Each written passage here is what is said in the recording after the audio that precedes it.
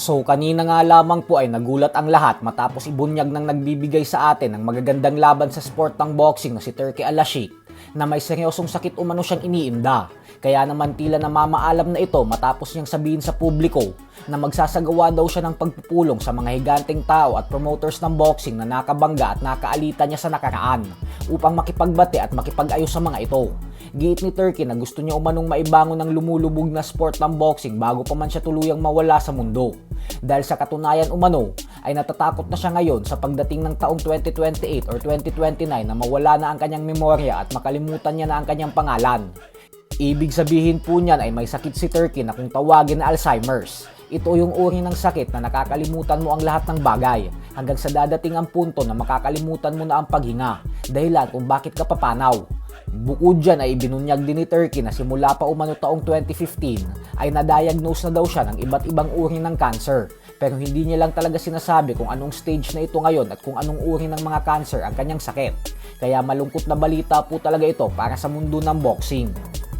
Sa kabilang banda naman mga idol ay matapos nga pong magsama ng dalawa sa pinakamaangas na Pinoy fighter ngayon at knockout artist na sina General Casimero at BKB Super Welterweight World Champion Rolando D sa weigh-in ng Cuadro Alas Promotions kahapon, ay ibinunyag naman nga po ni Rolando D na pumirma na daw sila pareho sa ilalim ng Pen One Sports, isang marketing company.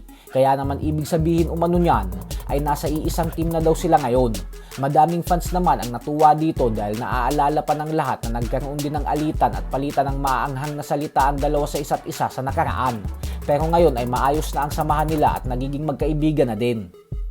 Samantala, matapos nga pong ibunyag ng former welterweight king Errol Spence Jr. na niligtas siya ng Panginoon sa posibleng sapitin niya sa ating pambansang kamauman ni Pacquiao kung sakaling natuloy ang kanilang laban noong taong 2021, ay nagsalita naman nga po ito patungkol sa kasalukuyang estado ng kanyang idolo na si Floyd Mayweather Jr.